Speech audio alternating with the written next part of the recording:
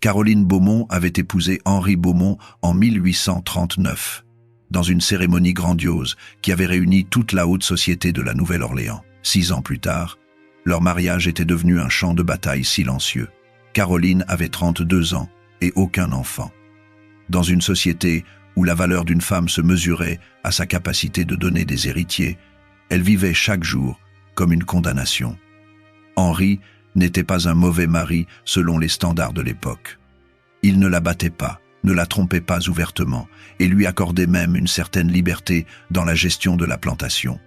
Mais son regard avait changé. Là où brillait autrefois l'admiration, Caroline ne voyait plus que la déception. Chaque fois qu'il croisait une famille avec des enfants, elle sentait son corps se raidir. Chaque fois qu'ils assistaient à un baptême, elle surprenait Henri détourner les yeux. La plantation Beaumont s'étendait sur 3000 acres le long du Mississippi.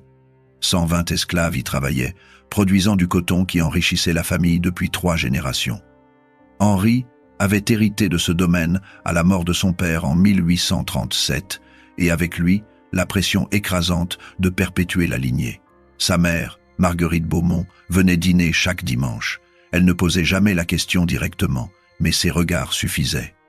Elle observait le ventre plat de Caroline avec un mélange de pitié et de reproche qui était pire que n'importe quelle accusation. Caroline avait tout essayé. Elle avait consulté 3 médecins différents.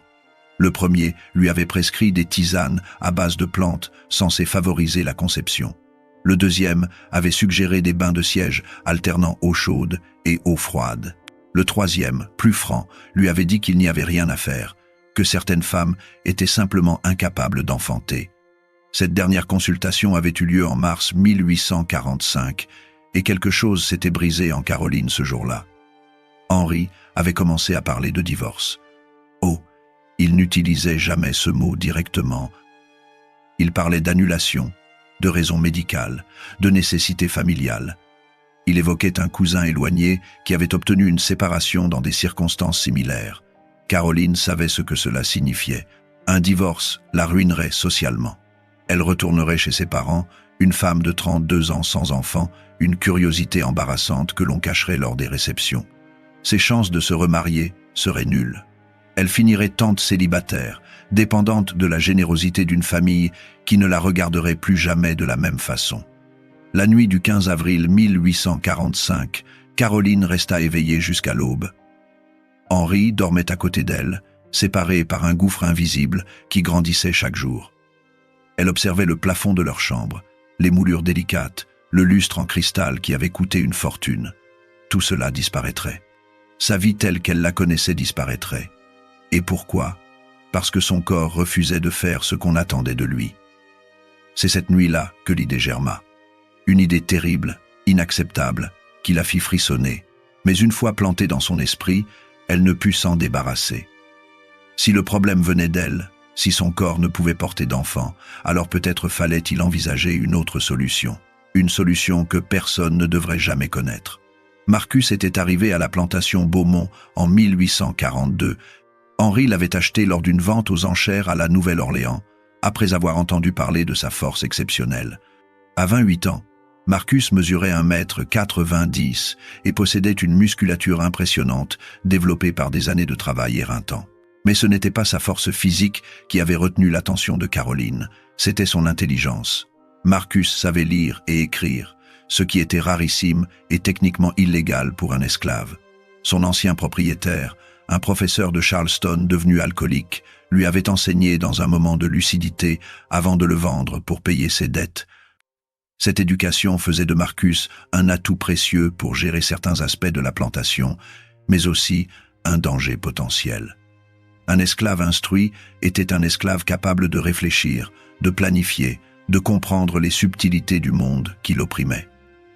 Henri utilisait Marcus comme contremaître adjoint, une position qui lui donnait une certaine autorité sur les autres esclaves tout en restant fermement sous le contrôle des Blancs. Marcus supervisait les récoltes, tenait des registres basiques et servait d'intermédiaire entre le contremaître blanc et les travailleurs des champs. Il vivait dans une cabane légèrement meilleure que les autres, un privilège minuscule qui marquait sa position particulière dans la hiérarchie de la plantation. Caroline avait commencé à observer Marcus au printemps 1845. Au début, c'était innocent. Une distraction face à son propre désespoir.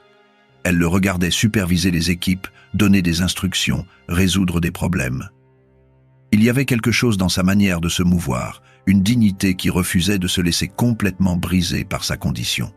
Ses yeux, surtout, la troublaient. Il reflétait une intelligence vive qui aurait dû lui valoir une vie complètement différente dans un monde juste. Un après-midi de mai, Caroline remarqua quelque chose qui fit accélérer son cœur.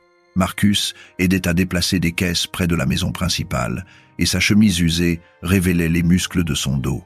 Mais ce n'était pas cela qui capta son attention. C'était la façon dont Sarah, une jeune esclave de 23 ans, le regardait. Un regard plein de tendresse et de désir mal dissimulé. Caroline fit des recherches discrètes. Elle apprit que Sarah et Marcus entretenaient une relation depuis près d'1 an. C'était toléré tant que cela ne perturbait pas le travail. Elle apprit également que Sarah était enceinte de 4 mois. L'information frappa Caroline comme un coup de poing. Marcus était manifestement capable de donner des enfants. Sarah rayonnait de cette grossesse malgré les conditions difficiles de sa vie. L'idée qui avait germé dans l'esprit de Caroline la nuit du 15 avril prit une forme plus précise et plus terrifiante. Marcus était intelligent, fort, jeune. Il avait déjà prouvé sa fertilité.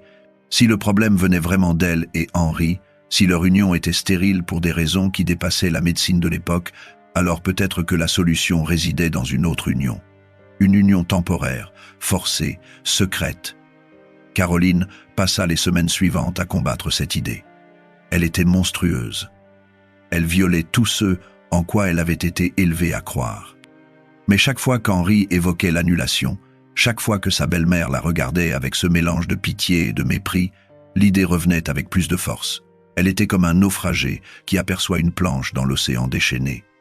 Peu importait que cette planche soit couverte de clous, c'était sa seule chance de survie. Début juin 1845, Caroline prit sa décision. Elle ne pouvait en parler à personne. Aucune amie, aucun confident, aucun prêtre ne comprendrait. Ce qu'elle envisageait était tellement au-delà des normes sociales acceptables que même l'évoquer la ferait enfermer. Elle devrait agir seule, planifier chaque détail et surtout s'assurer qu'Henri ne pourrait jamais refuser. La première étape était de créer une situation où Henri serait physiquement incapable d'intervenir. Caroline avait accès aux réserves de laudanum que le médecin de famille avait prescrites pour ses migraines occasionnelles. Une dose suffisante rendrait Henri inconscient pendant plusieurs heures, mais l'inconscience totale était risquée. Si quelque chose tournait mal, si quelqu'un entrait, Henri devait être capable de témoigner de ce qui s'était passé, de la contrainte sous laquelle tout s'était déroulé. Il devait être conscient, mais impuissant. Caroline passa des heures à réfléchir à ce problème. Elle étudia les cordes utilisées pour attacher les balles de coton. Elle examina les serrures de la cave à vin, une pièce isolée au sous-sol de la maison principale. Cette cave était spacieuse, utilisée seulement pour stocker les bouteilles les plus précieuses.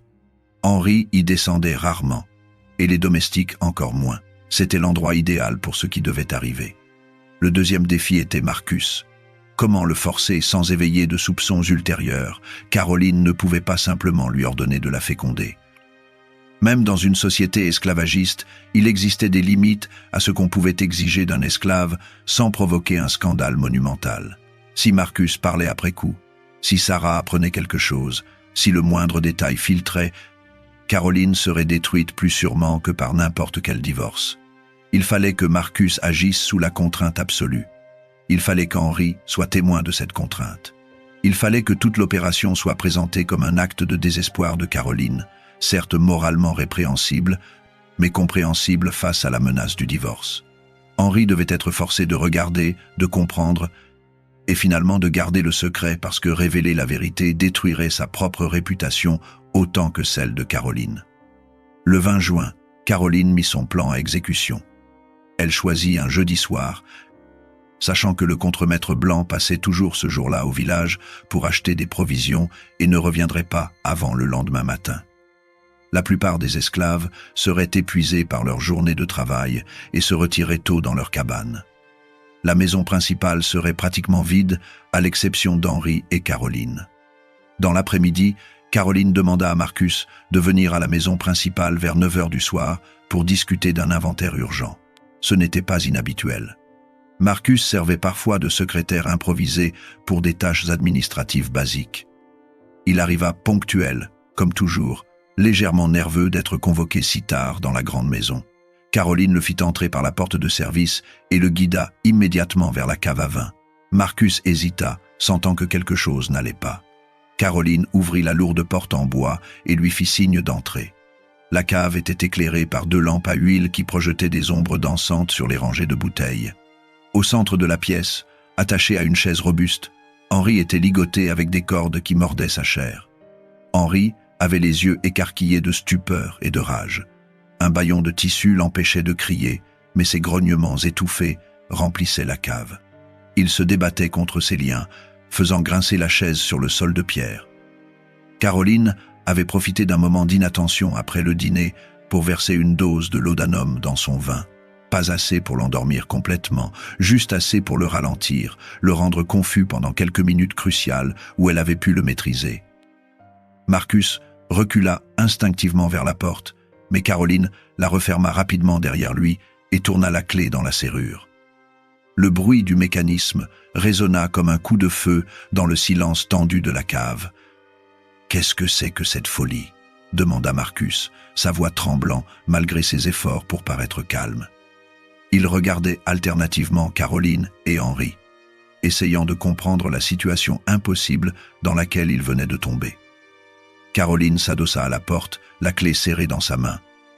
Elle portait une robe simple, ses cheveux défaits tombaient sur ses épaules. Dans la lumière tremblante des lampes, son visage montrait une détermination terrible, celle d'une femme qui a franchi un point de non-retour. « Écoute-moi très attentivement, Marcus, » dit-elle d'une voix étonnamment stable. « Tu vas faire exactement ce que je te dis, ou je te fais fouetter jusqu'à ce que ta peau se détache de ton dos. Ensuite, je vendrai Sarah à un marchand que je connais, celui qui fournit les plantations de sucre. Tu sais ce qui arrive aux esclaves dans ces endroits. Ils ne survivent pas plus de 5 ans. » Marcus sentit ses jambes se dérober sous lui. Il connaissait ces plantations de sucre. C'était une condamnation à mort, lente et atroce. Sarah portait leur enfant. L'idée de la voir disparaître dans cet enfer était insoutenable. « Que voulez-vous de moi ?» réussit-il à articuler, bien qu'il devinait déjà la réponse à cette question. La façon dont Caroline le regardait, la présence d'Henri ligoté, tout pointait vers une seule et même conclusion horrifiante. Caroline s'avança vers lui. Henri grognait de plus belle, secouant frénétiquement sa chaise. Caroline l'ignora complètement, concentrée sur Marcus. « Je veux un enfant, » dit-elle simplement. « Mon mari et moi ne pouvons pas en avoir. Les médecins pensent que le problème vient de moi. Tu vas m'aider à résoudre ce problème. Ce soir. Maintenant. » Marcus secoua la tête violemment. « Non, non, c'est impossible. Vous ne pouvez pas me demander ça. C'est... » « Je ne te demande rien, » coupa Caroline. « Je te donne un ordre. Tu es ma propriété. Tu feras ce que je dis, ou Sarah et ton enfant à naître paieront le prix. » La brutalité de ces mots fit frémir Marcus. Il chercha du regard une issue, mais il n'y en avait aucune. La porte était verrouillée. Caroline se tenait entre lui et la sortie, et même s'il parvenait à s'échapper, où irait-il? Un esclave en fuite serait traqué, capturé, probablement tué, et Sarah subirait les représailles. Madame Beaumont, tenta-t-il d'une voix suppliante, « Vous ne réalisez pas ce que vous êtes en train de faire. Si quelqu'un apprend, personne n'apprendra, » répliqua Caroline. « Tu crois que mon mari va raconter à quelqu'un qu'un esclave a couché avec sa femme sous ses yeux? Tu crois qu'il va admettre qu'il était attaché, impuissant, pendant que cela se passait? Il gardera le silence, je garderai le silence, et tu garderas le silence si tu veux revoir Sarah vivante. » Henri émit un grognement qui aurait pu être un hurlement si le bâillon ne l'avait pas étouffé. Ses yeux injectés de sang fixaient Marcus avec une haine pure. Marcus comprit que si Henri se libérait maintenant, il le tuerait de ses propres mains. Mais Henri ne pouvait pas se libérer. Les cordes étaient trop serrées, les nœuds trop bien faits. Caroline commença à déboutonner sa robe. Ses doigts tremblaient légèrement, la seule manifestation de l'angoisse qu'elle éprouvait face à ce qu'elle s'apprêtait à faire. Elle laissa le vêtement tomber au sol, révélant sa chemise de nuit en coton blanc. Marcus détourna le regard. « Je ne peux pas, murmura-t-il, c'est contre nature, c'est mal. Même si vous me menacez, je ne peux pas. » Caroline s'approcha de lui et gifla son visage avec une force surprenante. Le bruit de la claque résonna dans la cave. « Tu peux et tu vas le faire », siffla-t-elle. « Tu penses que j'ai le choix? Tu penses que cette situation me plaît? Je suis au bord du gouffre, Marcus. Mon mari veut me répudier. Ma vie telle que je la connais va se terminer. Je ne te demande pas de comprendre, je te demande d'obéir. » Henri redoubla d'efforts pour se libérer, faisant basculer dangereusement sa chaise. Caroline se tourna vers lui, son expression mêlant colère et quelque chose qui ressemblait à du désespoir. « Regarde-moi bien, Henri, » dit-elle d'une voix dure. « Regarde ce que ton incapacité m'oblige à faire. Tu veux me jeter dehors, me traiter comme une défectueuse, parce que mon ventre reste vide. Alors tu vas regarder comment je trouve une solution. Tu vas regarder et tu vas te taire, parce que si tu racontes ça à quelqu'un, ta réputation sera détruite autant que la mienne. » Blah. Elle retourna vers Marcus, qui s'était recroquevillé contre un mur, les mains levées dans un geste de protection dérisoire. Caroline prit l'une des lampes à huile et la plaça plus près, augmentant la luminosité au centre de la cave. Elle voulait qu'Henri voie chaque détail, qu'il comprenne l'ampleur de ce qui était en train de se produire. « Déshabille-toi », ordonna Caroline à Marcus. « Madame, je vous en supplie. Maintenant. » Le ton ne laissait aucune place à la discussion. Marcus savait qu'il n'avait pas le choix. Avec des mains tremblantes, il retira sa chemise, puis son pantalon usé. Il se tenait là, vulnérable et humilié, devant la femme de son maître qui le regardait avec une détermination qui ne faiblissait pas. Caroline retira sa chemise de nuit. Elle était nue maintenant, exposée dans la lumière crue des lampes. Henri émettait des sons qui auraient pu être des sanglots s'ils n'avaient pas été étouffés par le bâillon. Il fermait les yeux par moments, incapable de supporter la vue, puis les rouvrait comme s'il ne pouvait s'empêcher de regarder l'horreur qui se déroulait. « Allonge-toi », dit Caroline en désignant une couverture qu'elle avait préparée au sol. Marcus obéit mécaniquement, son corps refusant de coopérer avec ce que son esprit rejetait. Caroline s'agenouilla à côté de lui. Elle toucha son torse, sentit ses muscles se contracter sous ses doigts. Marcus tourna la tête, fixant le mur de pierre, essayant de se dissocier de ce qui se passait. « Regarde-moi », ordonna Caroline. « Tu vas me regarder pendant tout le temps que ça va durer, tu vas faire ce que je te dis de faire. Tu ne vas pas te permettre de penser à Sarah, tu ne vas pas te permettre de penser à quoi que ce soit d'autre que suivre mes instructions. » Marcus tourna lentement son visage vers elle. Leurs regards se croisèrent. Dans ses yeux à elle, il vit une résolution désespérée qui ressemblait presque à de la folie. Dans ses yeux à lui, elle vit une souffrance si profonde qu'elle faillit, l'espace d'un instant, abandonner son plan. Mais elle ne pouvait pas abandonner. Pas maintenant. Elle était allée trop loin, avait déjà franchi trop de lignes. Caroline se positionna au-dessus de Marcus. Elle prit son sexe dans sa main, sentit qu'il ne répondait pas, malgré le contact. « Tu vas coopérer », dit-elle d'une voix dangereusement calme. « Si tu ne peux pas, je te ferai fouetter demain matin devant tous les autres esclaves. 20 coups de fouet, et Sarah regardera. » La menace eut l'effet escompté. Marcus sentit son corps réagir contre sa volonté, une réponse purement physique qui n'avait rien à voir avec le désir. Il ferma les yeux brièvement, humilié au-delà de ce qu'il pensait possible d'endurer. Caroline se positionna et prit Marcus en elle d'un mouvement brusque. Elle laissa échapper un son qui aurait pu être de douleur ou de soulagement. Henri émit un hurlement étouffé qui résonna sinistrement dans la cave. Caroline commença à bouger, établissant un rythme mécanique, utilitaire. Il n'y avait aucune tendresse dans cet acte, aucune passion. C'était une transaction désespérée, un échange forcé entre deux personnes qui auraient préféré être n'importe où ailleurs. Les minutes s'étirèrent dans une éternité grotesque. Caroline maintenait son mouvement avec une détermination farouche, ignorant la douleur, ignorant l'absurdité monstrueuse de la situation. Marcus gardait les yeux fermés maintenant, des larmes silencieuses coulant sur ses joues. Il pensait à Sarah, à leur enfant à naître, à la vie qu'ils essayaient de construire malgré les chaînes de l'esclavage. Cette pensée le soutenait et le détruisait simultanément. Henri avait cessé de se débattre. Il était affaissé sur sa chaise, les yeux fixés sur la scène devant lui avec une expression de totale défaite. Voir sa femme dans cette position, avec un esclave, détruisait quelque chose de fondamental en lui. Ce n'était pas seulement de la jalousie ou de la rage. C'était l'effondrement complet de son image du monde, de sa place dans ce monde, de sa masculinité même. Caroline sentit son corps réagir malgré tout. Elle se haïssait pour cette réaction involontaire, mais elle continua. Elle devait aller jusqu'au bout. Abandonner maintenant ne servirait à rien, ne réparerait rien. Elle avait déjà détruit son mariage, avait déjà traumatisé Marcus. Autant que ce sacrifice serve à quelque chose. Finisse, ordonna-t-elle à Marcus d'une voix rauque. Fais-le maintenant. Marcus ouvrit les yeux et la regarda. Pour la première fois depuis le début de cette épreuve, il vit quelque chose de vulnérable dans le visage de Caroline. Elle aussi était victime à sa manière. Victime d'une société qui ne voyait en elle qu'un ventre potentiel. Victime d'un mari qui la considérait défectueuse. Victime de ses propres choix désespérés. Le corps de Marcus réagit finalement, franchissant le seuil que Caroline attendait. Elle sentit le changement et resta immobile, laissant la biologie faire son œuvre. Quelques secondes passèrent dans un silence total, ponctué seulement par leur respiration haletante et les sanglots étouffés d'Henri. Caroline se releva brusquement, sa peau luisant de sueur dans la lumière des lampes. Elle récupéra sa chemise de nuit et la passa rapidement. Marcus resta au sol, recroquevillé sur lui-même, incapable de bouger. L'humiliation était trop grande, trop complète.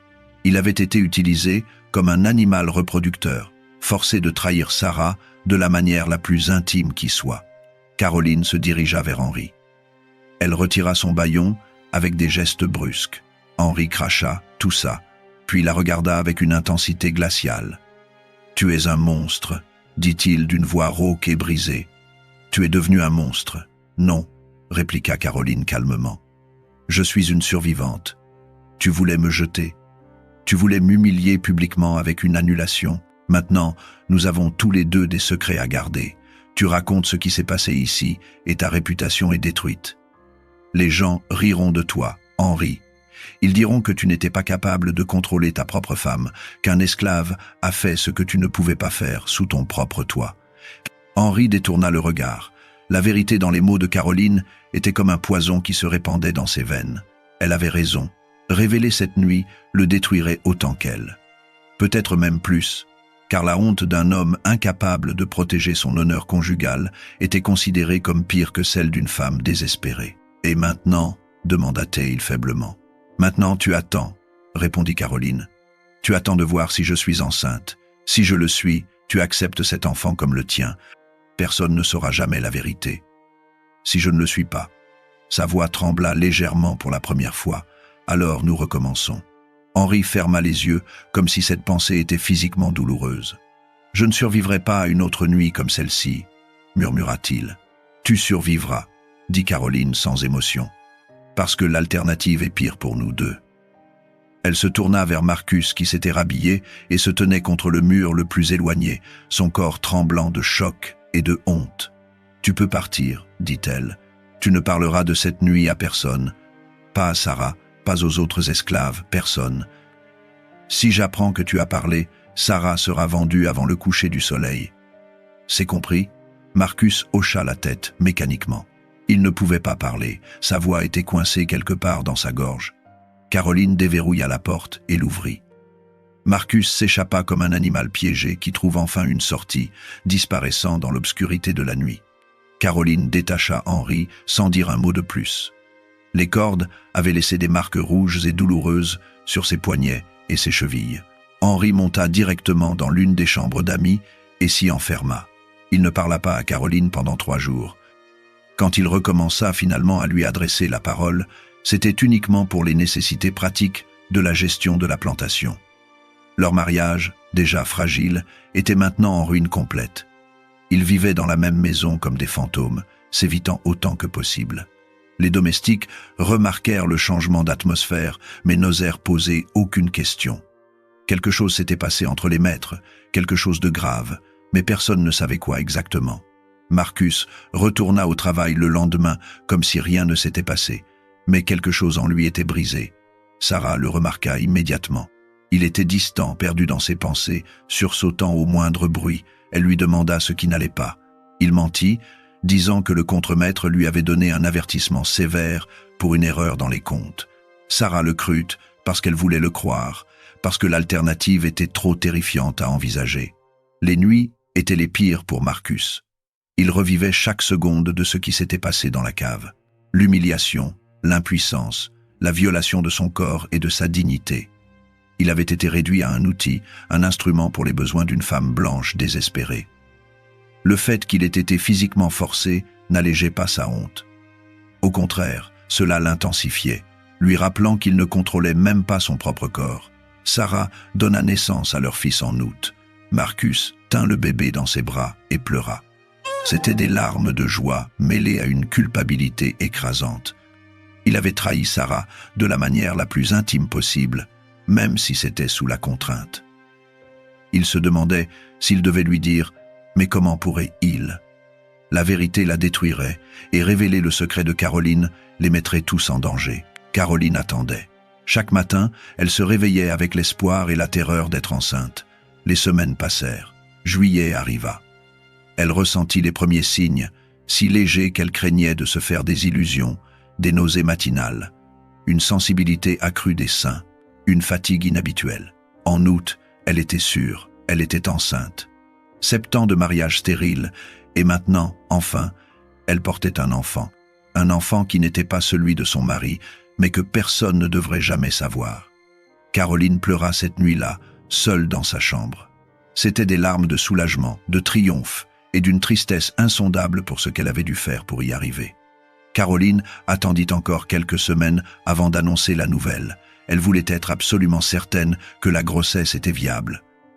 À la mi-septembre, elle convoqua le médecin de famille.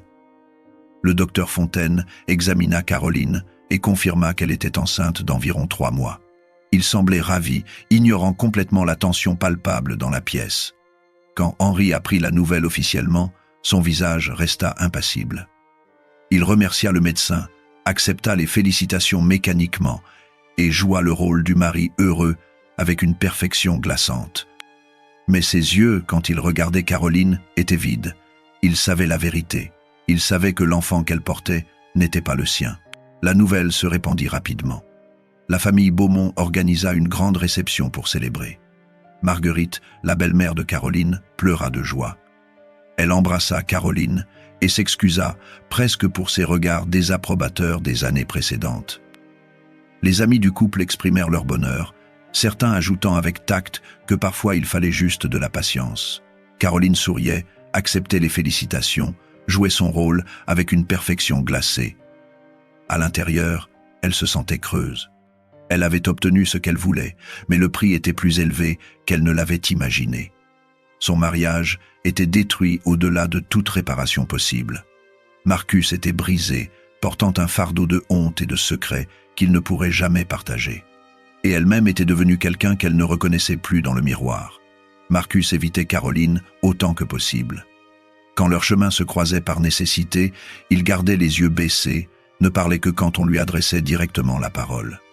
Sarah remarqua ces interactions étranges, mais attribua le comportement de Marcus à la prudence normale d'un esclave face à ses maîtres. Elle ne pouvait pas deviner la vérité terrible qui se cachait derrière cette distance. Henri commença à boire. Pas au point de devenir un ivrogne, mais suffisamment pour que les gens le remarquent. Ses amis attribuaient cela au stress de devenir père pour la première fois. Ils le taquinaient gentiment, lui tapaient dans le dos, partageaient leurs propres anecdotes sur la paternité. Henri souriait et acceptait leurs congratulations, mais chaque mot était comme un couteau qui tournait dans une plaie ouverte. La grossesse de Caroline se déroulait normalement. Son ventre s'arrondissait, elle ressentait les mouvements du bébé. Le docteur Fontaine la suivait régulièrement et déclarait que tout allait bien. Caroline préparait une chambre de bébé, achetait des vêtements minuscules, lisait des livres sur la maternité. De l'extérieur, elle était l'image parfaite de la future mère radieuse. Mais la nuit, quand elle était seule, Caroline était tentée par ce qu'elle avait fait. Elle se demandait quel genre de mère elle serait. Comment pourrait-elle regarder son enfant en sachant comment il avait été conçu? Comment pourrait-elle aimer cet enfant sans penser à la nuit dans la cave, aux larmes de Marcus, au regard brisé d'Henri. Henri s'enfonçait dans une dépression silencieuse. Il assistait aux événements sociaux nécessaires, gérait la plantation, jouait son rôle. Mais il était devenu une coquille vide. La nuit du 20 juin avait tué quelque chose en lui. Ce n'était pas seulement son ego masculin qui avait été détruit, c'était sa foi en l'ordre naturel des choses, en sa place dans le monde, en la femme qu'il avait épousée. Il regardait le ventre de Caroline grossir et sentait un mélange complexe d'émotions. De la colère, évidemment, du dégoût, mais aussi, étrangement, une sorte de résignation. L'enfant viendrait. Il porterait le nom Beaumont. Personne ne saurait jamais la vérité. La lignée serait préservée, même si c'était une imposture. Marcus observait tout cela de loin. Il voyait Caroline lors des occasions où elle inspectait les travaux de la plantation. Son ventre était maintenant évident. Marcus savait, avec une certitude absolue, que l'enfant qu'elle portait était le sien. La pensée l'emplissait d'horreur et, contre sa volonté, d'une étrange forme de fierté tragique. Sarah donna naissance à leur fils en août et l'appelèrent Samuel. Marcus aimait ce petit garçon avec une intensité qui faisait mal. Il le tenait pendant des heures, regardait son petit visage, comptait ses doigts. C'était son fils légitime, l'enfant de l'amour entre lui et Sarah. Mais il aurait bientôt un autre enfant. Un enfant qu'il ne pourrait jamais reconnaître, un enfant qui grandirait comme maître alors que Marcus resterait esclave. Les autres esclaves remarquaient les changements. Ils chuchotaient entre eux que quelque chose n'allait pas entre les maîtres. Ils remarquaient que Marcus semblait troublé. Ils voyaient que Madame Caroline regardait parfois Marcus d'une manière étrange, presque coupable. Mais personne ne pouvait imaginer la vérité. Elle était trop monstrueuse, trop au-delà de ce que même l'esclavage rendait possible.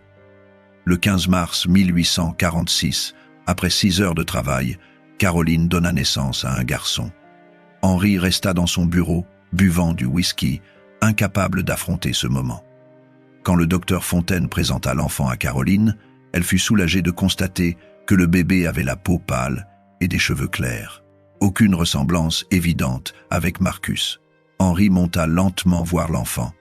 Il chercha des traces de Marcus dans le visage du nouveau-né, mais ne vit rien de concluant. Quand le bébé ouvrit les yeux et le regarda, quelque chose bougea dans le cœur d'Henri. L'enfant était innocent, pas responsable des circonstances de sa conception. Henri décida de l'appeler Louis, le prénom de son père, acceptant ainsi l'enfant dans la famille malgré tout. La famille et les amis vinrent célébrer la naissance. Caroline et Henri jouaient leur rôle à la perfection. Dans les champs, Marcus apprit la nouvelle et s'arrêta de travailler, les mains tremblantes. Son fils était né, un fils qu'il ne pourrait jamais reconnaître. Louis grandit entouré de luxe et d'attention. Caroline l'adorait avec une intensité obsessionnelle, versant dans cet enfant tout son amour et sa culpabilité.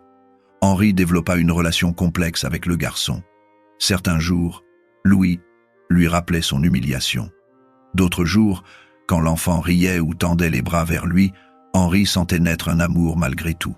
Le mariage entre Henri et Caroline resta brisé. Ils étaient polis, coopéraient pour élever Louis, maintenaient les apparences.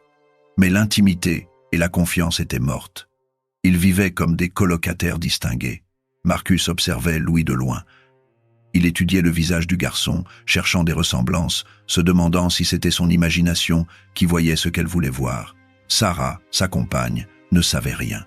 Elle élevait leur fils Samuel avec amour, ignorant le secret terrible qui rongeait Marcus chaque jour. En 1849, Samuel avait 4 ans et Louis 3. Les 2 demi-frères vivaient dans des mondes séparés, ignorant complètement leur lien de sang. Le secret pesait différemment sur chacun. Caroline vivait avec une culpabilité constante mêlée de soulagement pragmatique. Elle avait sauvé son statut social et obtenu l'enfant désiré, mais au prix de son âme. Henri portait une blessure qui ne guérissait pas. Chaque regard vers Louis ravivait le souvenir de cette nuit dans la cave. Pourtant, il aimait l'enfant, ce qui rendait sa douleur encore plus amère. Marcus endurait une torture quotidienne. Il avait été violé, même si personne n'utiliserait ce mot dans le contexte de l'époque. Les cauchemars le hantaient régulièrement. Sarah le réconfortait sans comprendre la vraie source de ses terreurs. Marcus mentait, parlait de peur du fouet, de la vente.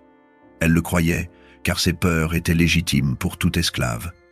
La plantation prospérait en apparence. Les récoltes étaient bonnes, les réceptions élégantes, Louis grandissait bien, mais sous la surface, le secret continuait sa corruption silencieuse. Marcus vieillissait prématurément. À 36 ans, son corps portait les marques du travail éreintant et du fardeau psychologique. Il toussait souvent, une toux profonde inquiétante. Un jour d'octobre, il croisa Louis dans le jardin. Le garçon lui parla poliment, se présenta avec le sérieux d'un enfant de 4 ans. Marcus répondit, la voix étranglée. C'était la première fois qu'il parlait directement à son fils. Louis continua de grandir en jeune homme intelligent et plutôt gentil. Henri vieillissait prématurément, miné par l'alcool et le poids du secret. À 45 ans, il en paraissait 60. En février 1855, Marcus s'effondra dans les champs. Il avait 41 ans, mais son corps était usé. On le ramena dans sa cabane où Sarah le soigna. Le docteur Fontaine vint brièvement, conclut qu'il ne pouvait rien faire. Les esclaves malades ne recevaient qu'un minimum de soins. Marcus mourut 3 jours plus tard, Sarah tenant sa main. Ses derniers mots furent pour elle et Samuel, maintenant 10 ans. Il ne mentionna jamais Louis. Le secret mourut avec lui, comme il l'avait promis sous la menace 10 ans auparavant. Caroline apprit la mort de Marcus par Henri. Elle s'assit lentement, le visage blanc. Cette nuit-là, elle pleura pour la première fois depuis des années. Henri la trouva en larmes et comprit immédiatement. Pour la première fois depuis 1845, il ressentit de la compassion pour elle. Ils avaient tous été détruits, chacun à leur manière. Louis avait 9 ans quand Marcus mourut. Il ne le connaissait que comme un esclave parmi d'autres. Samuel, à 10 ans, pleura profondément son père qui lui avait secrètement appris à lire. Henri mourut en 1862, cédant aux années d'alcool et de désespoir. Il emporta le secret dans sa tombe, n'ayant jamais vraiment pardonné à Caroline, mais ayant développé un amour réel pour Louis. Caroline survécut à la guerre civile et vit l'effondrement de l'esclavage. Samuel, désormais libre, quitta la plantation. Caroline le regarda partir, se demandant s'il savait quelque chose. Mais Marcus avait gardé le secret jusqu'au bout. Louis grandit, se maria, eut des enfants. Caroline mourut en 1875 à 62 ans. Sur son lit de mort, elle faillit révéler la vérité à Louis. Les mots étaient là, prêts à sortir. Mais elle regarda son fils de 29 ans avec sa propre famille et garda le silence. Le secret mourut avec elle. Louis ne sut jamais. Samuel ne sut jamais. Leurs descendants ne sauraient jamais. La nuit du 20 juin 1845 resta enterrée dans l'histoire. Cette histoire révèle la face cachée de l'esclavage. Caroline n'était pas un monstre au départ, mais une femme piégée par les attentes impossibles de sa société. Ses actions furent néanmoins monstrueuses. Elle viola Marcus, utilisa son pouvoir pour forcer une intimité non consentie.